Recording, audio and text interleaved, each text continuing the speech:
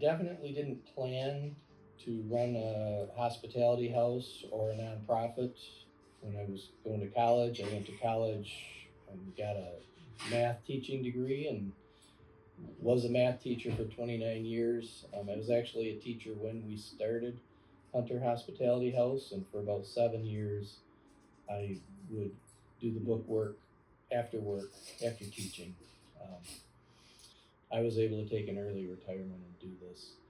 Um, my wife probably did a little more planning for it because she mostly stayed home with our kids, but she had taken a job with another nonprofit in town, so she was kind of learning as she worked behind the desk at another nonprofit some of the ins and outs of that.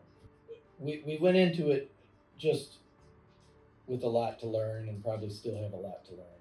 But I would say Tracy was the primary one because that's kind of in her nature. Plus, she may have had a little more time to do reading of just any books that were out there. How do you start a nonprofit, and reading up on things because we definitely didn't want to find out after we're into it that we've done something wrong. We didn't file this paper. We didn't do that. So that's we chose to start this whole process after we had our initial meeting where we found out the hospital would be willing to lease us a house right next to the hospital. We literally drove from that to a lawyer's office in town and said, what do we do? And they were very helpful, and he actually got our bylaws together almost immediately, which we didn't even know about bylaws at that time, but that's kind of a key ingredient to starting a nonprofit. And then we went from that meeting in that office next door to an accounting office and kind of walked in and said, how do we do this? And they said, well, you can do it on your own. There's paperwork. You are welcome to file it on your own. But since you are kind of in a hurry and you want to get this open within a few months, we would suggest you let us help you.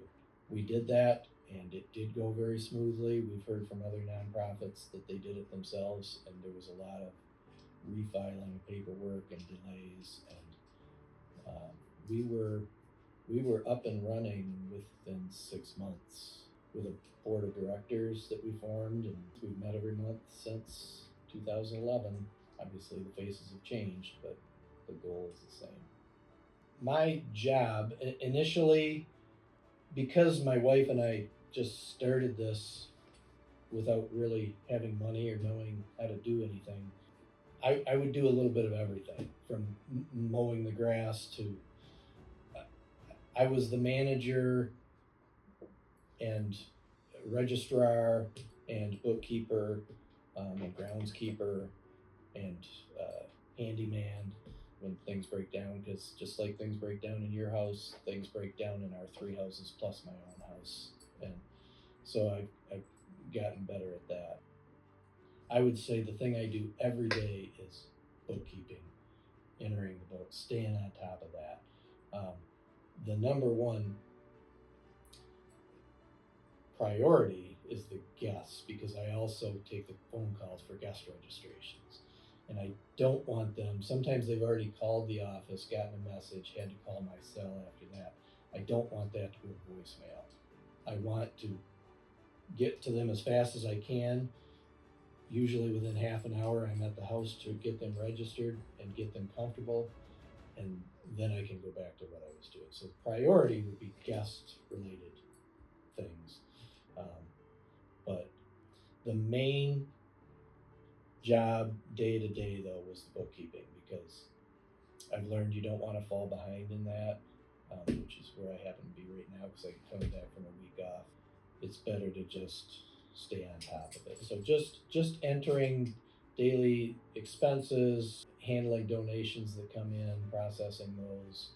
I love what I do every day, even though it can be stressful on days, and even though it's time consuming, and there could be a daily grind to it with the bookkeeping.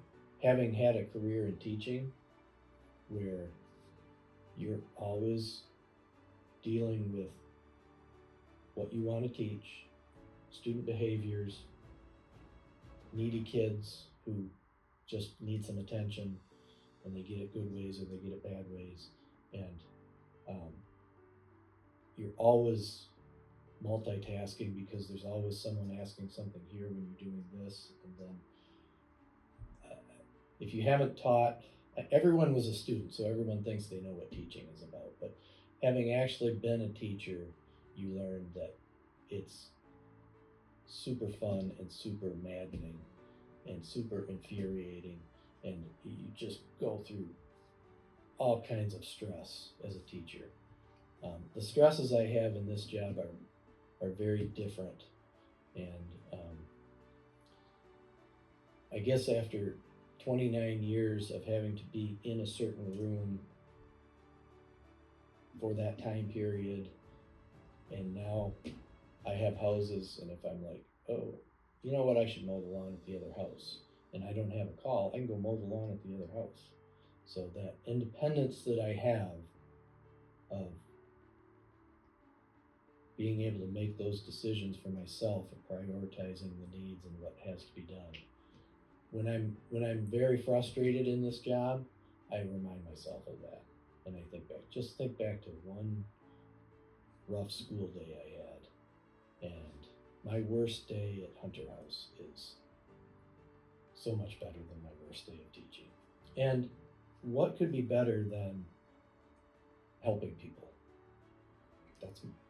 Ultimately that's my job. I mean, I might have to mow some grass, and I might have to do some boring, sit on my butt for 6 hours sometimes doing books, but I get to have people get blown away with what we offer and say, this is amazing, and I can say, it's not us, this is the whole community offering this. Yeah, the thing we have to decide now is we're getting closer to real retirement age, and people say, how much longer are you gonna go? And I always feel like it really comes down to when am I gonna be unable to do it? I think it'll probably be my own body breaking down that'll tell me it's time to stop, because this is just my life. It's my work.